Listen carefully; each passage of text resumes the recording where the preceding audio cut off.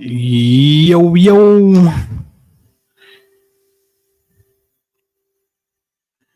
Let me get a mic check, please. Let me know if you can hear me because I got my big mic on. And I'm running through some adapters and stuff. So I want to see if this adapter is going to be able to hold my camera and this mic. So let me know if you can hear me, please. Just drop something in the chat for me. And let me turn that down. Can you hear me?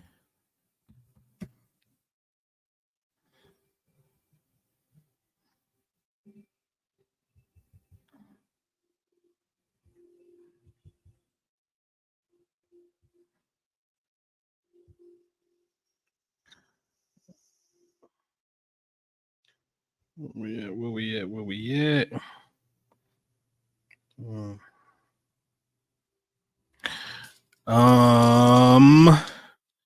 my mic check was good. Let me see. All right. So this is a throwback. Well, something that we just did last week. Well, this week right here on Tuesdays in my Patreon. So it's a quick conversation that we had that I just wanted to come to the YouTube side of it and share this information with you guys because I think it's just so beautiful, one, and it's just so profound as well. And yeah, it's really cool. So for starters, what I'm gonna do is let me make sure I can find that YouTube link. There's something in the Quran known as the Qibla, which simply means the direction, right? So if I blow this picture up, it means direction. Within this, it's talking about the direction of prayer. Okay. So it's talking about the direction of prayer. So that's the word Qibla. All right. And so obviously we're going to get into what is the direction of prayer. But before we get into it, I want to show you a video deals with the power of love, which is very important because I think if we truly understood and surrendered to the power of love,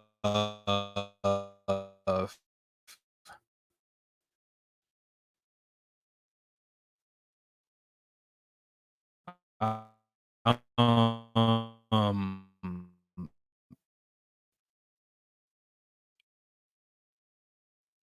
life would be much better. And I just feel like there's really out of that screen. Let me come to this one here. And let's go to this rice experiment, which was pretty cool. Now, here's what's different about my experiment compared to the many that you're going to see on this rice experiment on YouTube. It has been 2 years. June 12th of 2019 is when I started, and it's past June 12th, 2021, and I have kept the jars. I've never opened them, and I can't wait to show you it. Let's check out the love jar. So this is the love jar right now, and you can see the top of it is labeled June 12th, 2019 love, and you can see that it's yellowing. It looks like it's getting a little crunchy on top. If you can see that, I'll try and spin it around here. But look at the bottom of this thing. That rice is still pretty white. A little bit of yellow to it, but it's still pretty white. Not bad for rice that's been in a jar for a little over 2 years. That's the love jar. Now this is hate. Look at that. Look at how brown that is.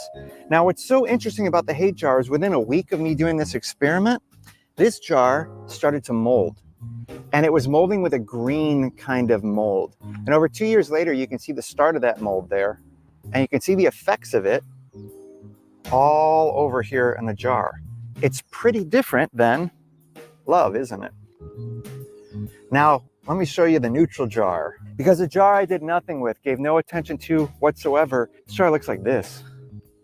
I mean, it looks awful. And this jar within a week started molding like a black mold on the bottom, if you can see that. I don't want to tip all that rice over.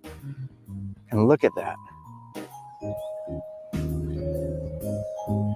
That is neglect compared to hate. I'll grab in my hand love, so you can see all three of those. That's crazy. All right.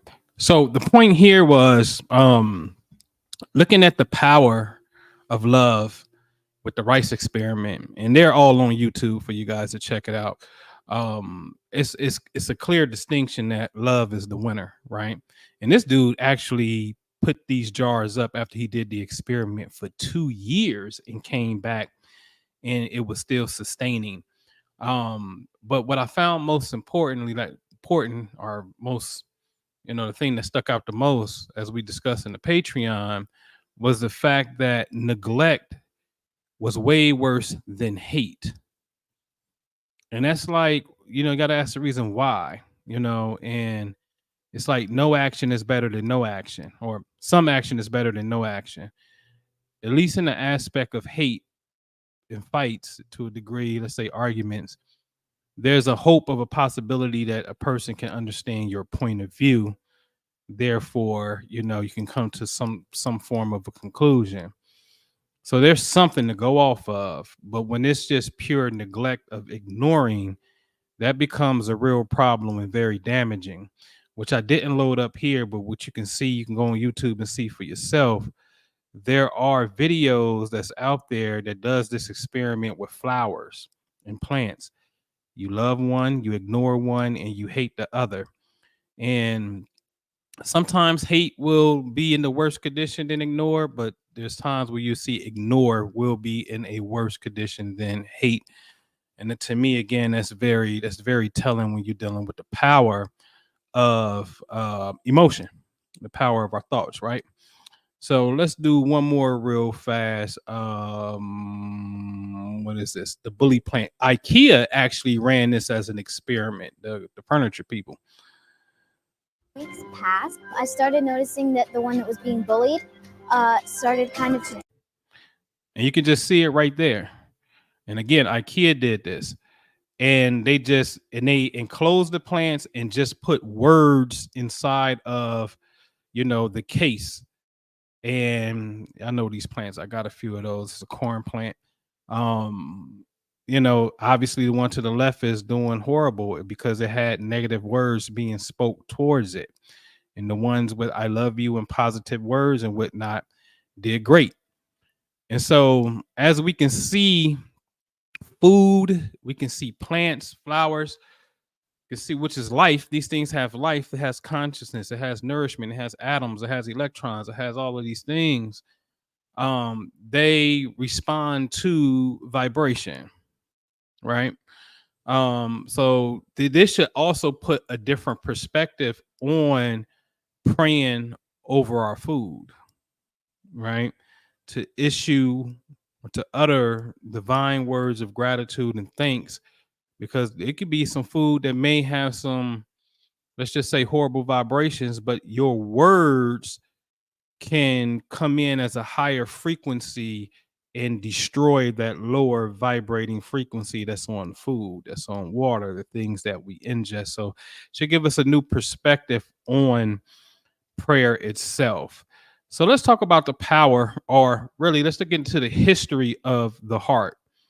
The leading cause of death in the world, not just the United States, in the world, is cardiovascular disease. It's something dealing with the heart. Heart attacks are most likely to occur on Monday mornings between 6 and noon. So 6 to noon is the time where heart attacks are the most rampant in the morning, which also for us in the Patreon, that gave us a deeper respect and understanding of us practicing what's known as the Fajr prayer in Islam. It's a prayer that's before sunrise. And it's interesting because right now it's at 6 something for me in the morning. And so from 6 to noon is that gateway of heart attacks and whatnot. But, heart attacks happening on Monday morning, they say, hey, this definitely could be linked to people's perception, the stress level, which is always based off perception. We need to understand that. of going back to work and starting the work week. Simply, you don't like your job, right? And then I say, hey, one, be grateful for the job that you have because you have a job. Two, this could be a stepping stone. Three, anytime that we're in the position that we don't like something, we should automatically know what we do like. You don't like chocolate, you like vanilla. You don't like cold, well, turn up the heat. You don't like it's too hot, cut on the AC. Right? You know what I'm saying? So when you're in a position of what you don't like, I think that automatically should tell us what we do like to go to that extreme. So to be able to use it as a stepping stone to get to the place that we like is something to be grateful about because if we don't like it, don't like it. I remember years and years ago, I had gave a lady a read and she really didn't like being a truck driver.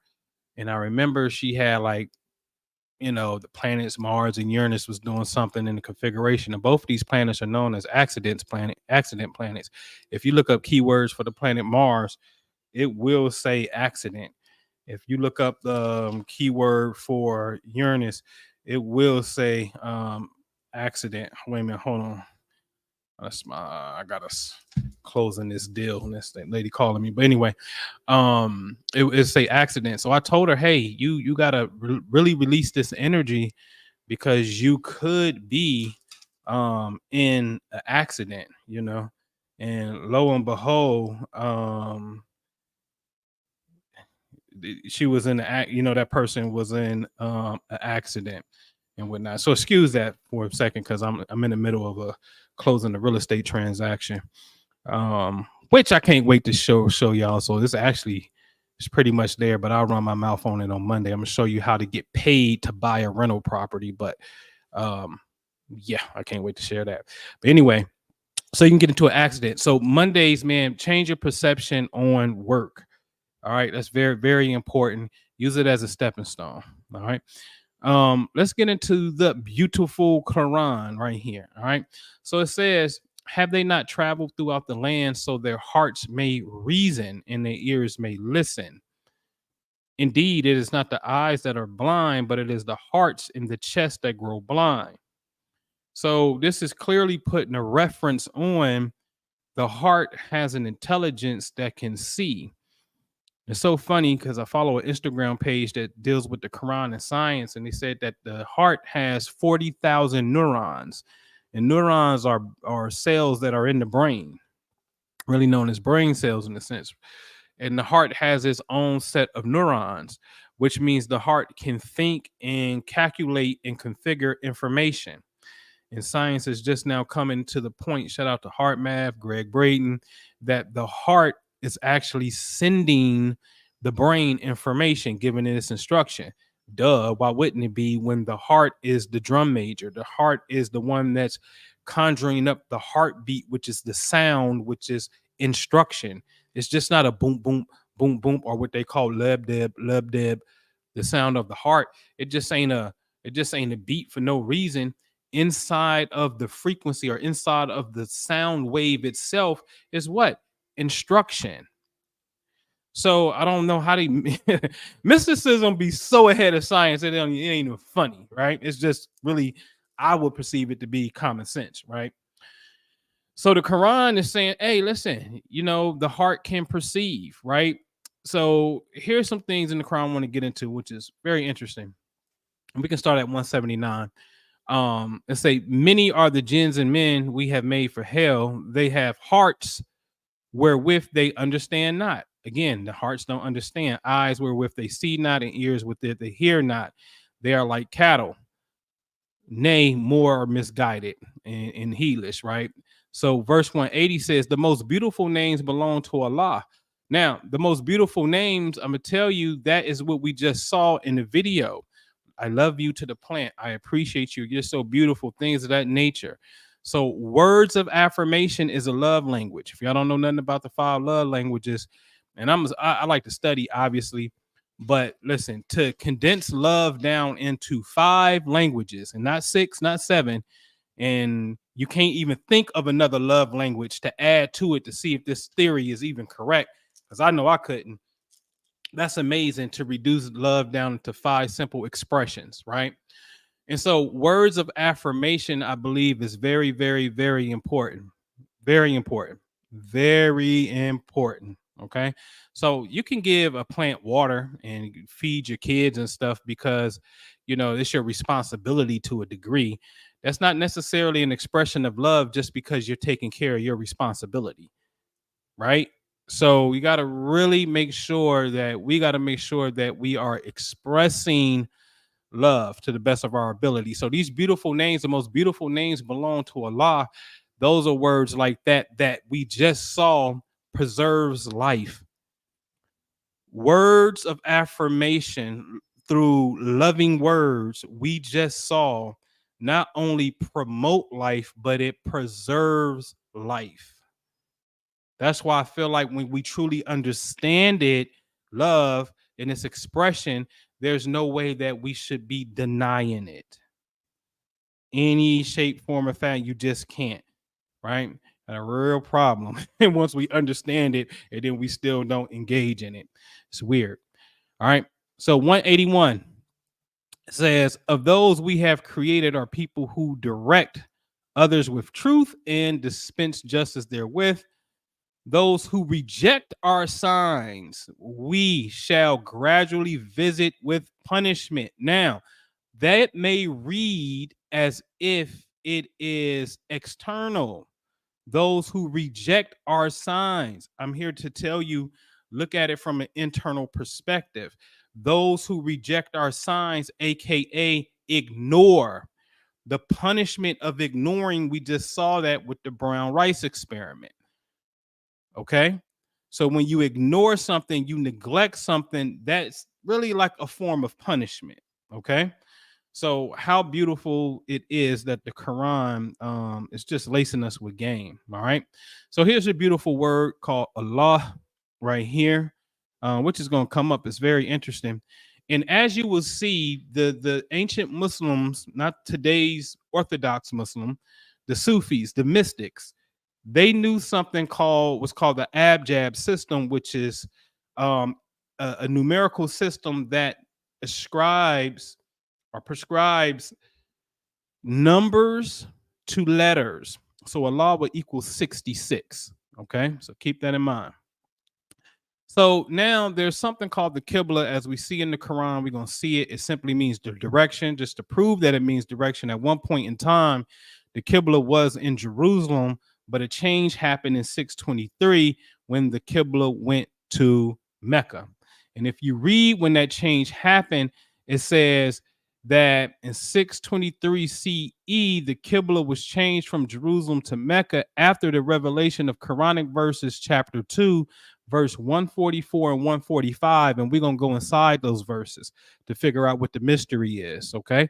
So the whole Qibla direction to Mecca is based off the revelation of chapter 2, 144 and verse 145. So let's look at chapter 2, 144, right? It says, we see the turning. Hold on, y'all.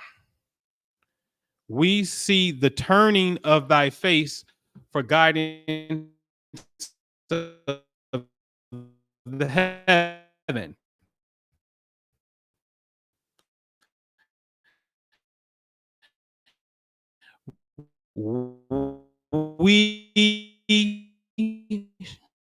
Shall we turn thee to a Qibla, okay, that face the direct definition from the other turning. And this is the very first turning that we get in this verse, which is, this is a verse that what reveals what the Qibla is. This is interesting, because I'm telling you, all the times you see we turn and turn the face, turning is a completely different word than the other times they use turning in this revelation. This is vitally important to understand because it's a cryptic message that's there. Okay. All right. So let's look at it from the breakdown. Chapter 2, 144, seventh word. We will surely turn you. Turn is a big old word. Falan wali yanaka. Okay. So that's what you see. Turn is to the direction of prayer. If you look all the way to the right, it says Qibla. Okay. And if you look above it, above that, green circle, it says what? Qiblatan, to show you that the root is Qibla. Okay. All right. So what is the Qibla? Point number 2 at the top refers to the directions the Muslim face during prayer. Check. We got that. So in red, we got QBL because that's the 3-letter root word. Arabic words reduced down to 3 letters as the root word. And its numerical value is 132. Kabal or Qibla. Okay. So 132. Now let's get into the heart science. The Arabic word for heart or the root is Qaf Lam Ba, QLB, same letters. They would just change the L and the B. Same numerical value, 132, but what do it say it means? To turn. To turn. That's what it means, to turn. Okay. So now let's go back to chapter 2, 144, where this revelation came from. Indeed, we see the turning. So where it says the turning, do you not see the word qalb? Right? So to qalba. So we're going to get into the root of that. Let's look at it. See, chapter 2, 144. It says the root is what? Qaf lam ba, QLB. And then it gives you the word to qalba, and then it says the turning. Okay? The turning. But we saw that Qaf lam da means qalb means heart. Okay? So the heart, and this is why again they put that word first. The turning is the turning is talking about the heart. So heart is 132 and the Qibla is 132. So what's the real direction of prayer? It's the turning of the heart. Now, heart is mentioned, or the root word Qaf Lam Ba is mentioned 168 times in the Quran. How many times is it as a noun talking about the word heart? 132 times, the exact same value of the word that means heart. This is a whole nother science. You see that? So the numerical value is 132, and then they're going to mention it exactly 132 times. This is why they say the Quran is mathematically composed. This is why in the Nation of Islam, when they came, they said Islam is mathematics and mathematics is Islam. Okay? Now, all right. So now you have the, when we're talking about the Qibla, the direction of prayer, and now you got the Kaaba, right? All they did was, let me back up some because this is beautiful. All they did was take the heart, which is an internal process inside a man and woman, and projected and created an edifice that is symbolic for the heart. That's all it is. It's symbolic for the heart. The Qibla and the Qalb are the same thing, numerically speaking. Word, letter speaking, it's the same thing. You see what I'm saying? And so they took an internal physiological process, the most loving process of the human being, the heart, right? And personified it as this image, or not an image, as this edifice, this cube. And then you go here to circulate. Yes. What does the heart do? The heart is part of what? The circulatory system. Blood in, blood out, blood in, blood out. Round and round, round we go. So round we go the Kaaba. So we're mirroring an internal process of the heart when we make Hajj and go around the Kaaba. Okay? All right. So when you look at these numbers, Allah equals 66 and the heart is 132 and the Qibla is 132, I noticed something. And what I noticed immediately was, wait a minute, the heart is exactly double Allah, 66. So will be the Qibla. So then I started to look and say, okay, let me see something here. The heart, which is the qalb, is 132. The Qibla, which is 132, which means direction. If we add those up, that's 264. Then I say, okay, well, divide that by Allah, which is 66, and that equals exactly 4, right? I said, that's interesting because the heart has 4 chambers. But then I said, let's go to the Holy Quran, chapter 66. And when I went to chapter 66, look what happens to be in verse 4 of chapter 66. And I can't see because my slider is right there. But it's talking about the hearts. I literally can't see that. I want to see it, but I can't see it because of my slideshow thingy is right there. You can get off. There it is. All right. So if you 2 eyes repent to Allah, it is best for your hearts have deviated. All I'm saying is back up a notch. When you add up qalb and Qibla, you get 264. We divide that by 66 to see if there's a connection, and that's 4. And then I say, or spirit tells me, say, hey man, go to the 66th chapter and see if the word heart pops up. And when we get to the 66th chapter in verse 4, the word heart is right there. That's how profound this Quran is. Okay. All right. So here's what the heart looks like. Blue side, blood coming in. Red side, blood going out. Okay. It's the heart on one side. Now, here's a verse from the Quran that says, so is one whose breast Allah has expanded his heart, his breast to accept Islam, and he is upon a light from his Lord, like one whose heart rejects it. Then woe to those whose hearts are hardened against the remembrance of Allah. Those are a manifest error. So now the heart can become hard. Remember, the heart is the number 1 killer in the world. So the practices that we do, the things that we do, is really about softening. Softness beats hardness any day. Especially when you come over here and understand the Tao. Softness, water. We call it the tractor in the lake. Put a tractor in the lake, what's going to happen? It's going to sink. Softness will always subdue hardness every single time. Okay? All right. So here's the heart. Can you see Allah? Remember what Allah looks like? That's what Allah look like. Can you see Allah? But what do heart mean? Heart means turning. So let's turn the heart. Can you see Allah? Can you see him? Here he is, right there. Now you can say, hey, no, we just superimposing the law on that. And okay, I just know it means turning. And when you turn the heart and you write the word Allah, it looks like the functions that supply the heart.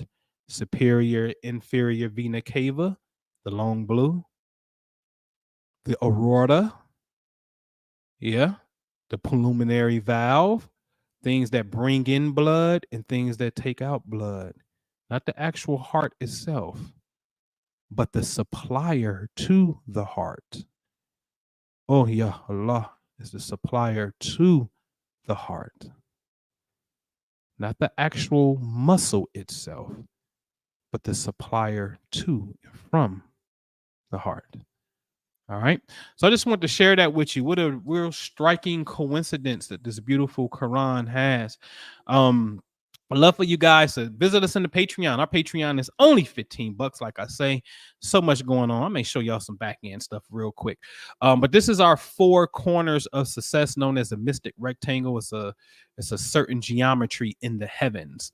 Our main core thing is to challenge yourself with 5 daily prayers. That's important.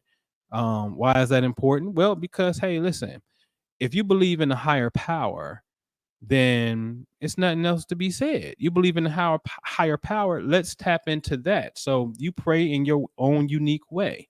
Okay. We just like to challenge ourselves to pray 5 times a day.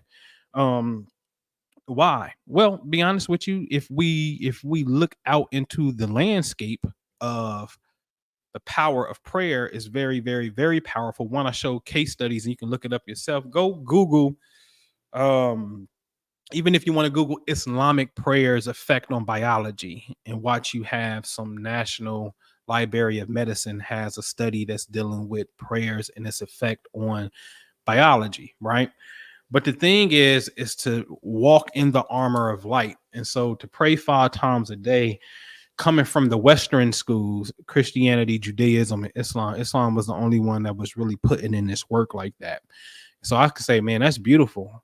I may not be Muslim and I pray this way, but to pray 5 times a day my way, that's the least I can do is take time out. And so you know what it's like to engage in the marketplace at work. And like right now, in about an hour, I got to leave out and I got to go make Juma, right? Okay, stop what you're doing and go make prayer. Go give it up for this higher power that you believe in. That's just a beautiful thing. Super, super, super beautiful thing. So that's one. So that's the challenge on that. Two, the money goals. Very important because we live in society. Our money goals are, whether they small or big, only you can judge that and whatnot. So to get some clarity on that, to be able to say, hey, does this law of the vision board work? Making a plan, an action plan to be able to do that. Salute to Sharita that's in the chat. That governs one of our chat, the business chat, and who is a 7-figure business coach, by the way. She helps and gives y'all free game in the Patreon. If you just click on her link and when she gives her classes and whatnot. So business coaching is there. So money's a very important piece of this rectangle. Health is wealth. Salute to everybody that's on the journey. We are day 2 out of 3. So 2 times out the month when the moon is at a half position, known as a half moon, also known as first quarter and third quarter. We decide to go on the 3-day all juice fast, and we started with Yaqui green juice challenge as a little reset for ourselves. And today is day 2. Boy, day 1 was a mud. We're sitting up there hungry. All of a sudden, I ain't had Sloppy Joe I know in over 30 years, yo. And now all of a sudden I'm getting thoughts of Sloppy Joe out the blue. Like, and this is weird. I don't eat Sloppy Joe, bro. You know what I mean? So this is crazy. But health is wealth, simply because we want to be able to enjoy the fruits of our labor. And another thing with this beautiful pocket right here is this is not only health in your day-to-day routines. This actually translates to charity. And so, like, I'm closing on a deal right now. That's what these phone calls is about. But, I felt like there was some delay, but I know I had to also get the message for me was I had to get clear on what I'm doing and what my charity is going to be. Because I can admit that my zakat, my charity, is, even though I give to people, I don't give to an institution consistently, or do I have a set prescribed number that automatically comes off the top of all transactions or what that payday is. I know this, and I got to get more disciplined in that. So I got real structured on that. So charity is here. Your health, your day-to-day habits, and your charity is here. Okay. At point number 3. Point number 4 is what we call the 8th house. And this is my favorite house. This is where it goes down. This is your legacy. This is where you get into investments with other people. It's other people's money. It's credit cards. It's lines of credit. It's you and your team. Y'all putting money up and y'all going to make some money. It's bank accounts. It's just like financials on that level. But then it's insurance policies, all that good stuff.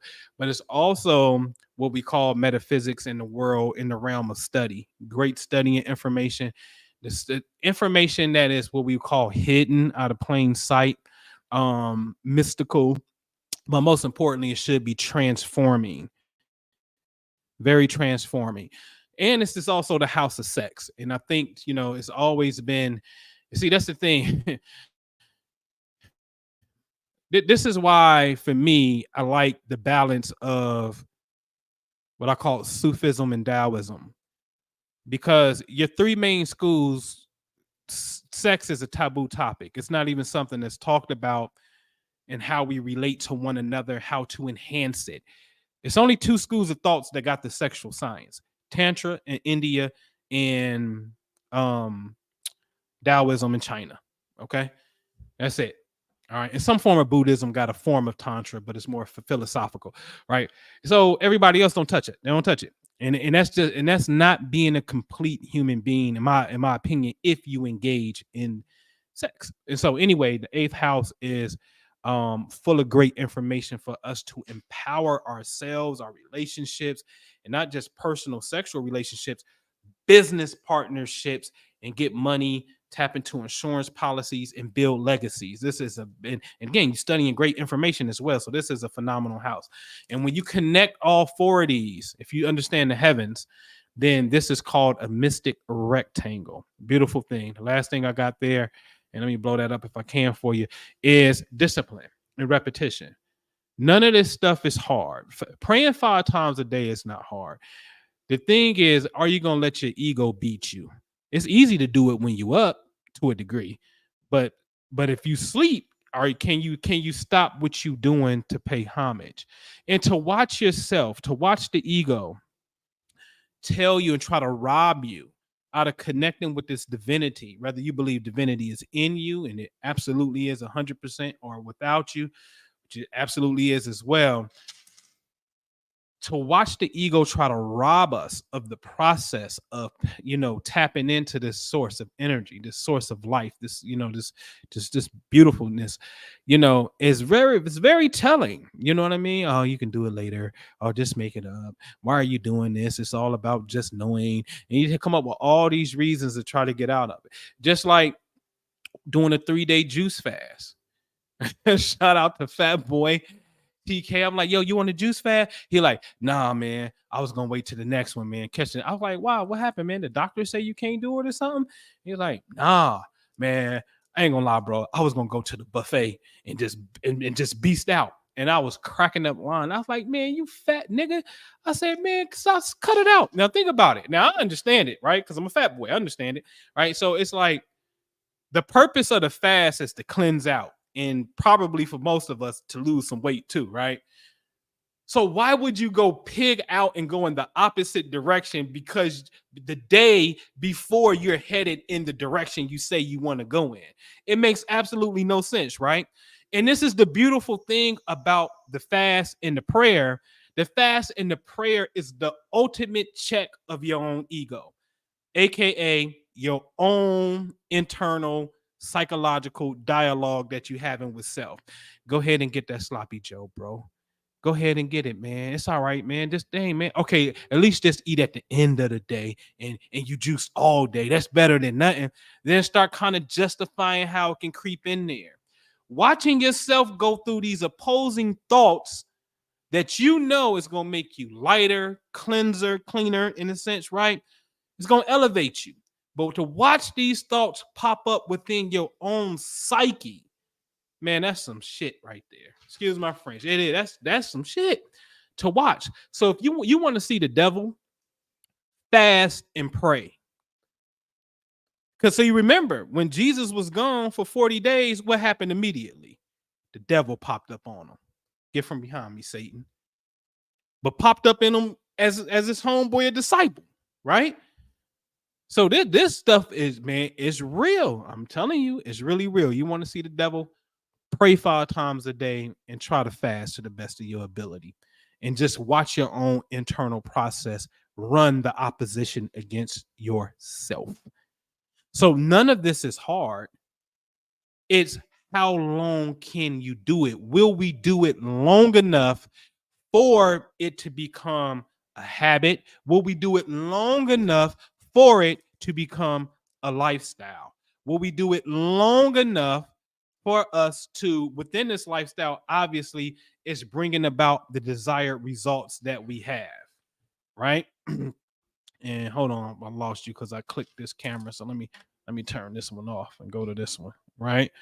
Will we do it long enough to do that, right? And let me make sure y'all got me on the audio real quick because I just bumped my thing. Check.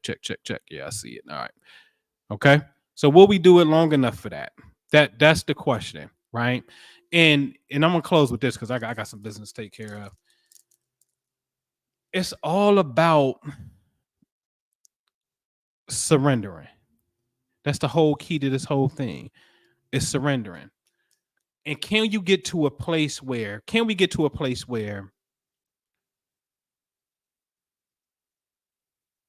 we play a game, right? And I said I may show you the back end so y'all can see real quick. So hold on, let me come over here to the chats, right? Let me share my screen. Boop. Boop. All right. So the daily win and accomplishments chat, you'll see check, mailbox, right? Look at Khadijah Ali, always getting something. Uh-oh. De Niro again got an unexpected check. Another check, right? Because we're playing the game, right? Check for the check, right? Our prayer, health, and healing, we dropping green apples in there because that means we juicing, and we drop the prayer hands in there because we on point doing the prayers, right? Even got a lucky lottery group. Salute to CC over there doing the thing, all things business. Sharita's there that spoke about Web3. Shout out to B. He handles that chat. Kabbalah and mysticism is me. Day traders is TK. Astro is Miss Terry. Real estate, me. Right. So anyway, what I was asking you or self as well, can we get to a point where although we are checking for a check, we not mad that we don't get no check? Can you play without expectation? Can you give without expectation? That's an interesting journey to get to. That's where some work needs to be done right there. The true aspect of surrendering, which is a process. It's a process. All right. So anyway, man, hope y'all enjoyed this video. I just wanted to come on real quick Friday at noon and share my little, I call Qibla, my own little thing before I go off to the masjid and make prayer. I wish y'all a great, magnificent weekend. And again, if you're not in the Patreon, man, get in the Patreon, man. Everybody, you see it. Everybody, we all synchronizing to have a group, and salute to everybody that's in there, to have a group of people that it makes me accountable, and that makes me better. Prayer hands in there. Oh man, let me pray too, right? Health in there. Oh, you drop your green apple, you want it? Okay, let me do my best too. So I so appreciate this beautiful ummah, this community that we have. All right. So anyway, man, hope to see you, and I'll see y'all on the next video. Peace out.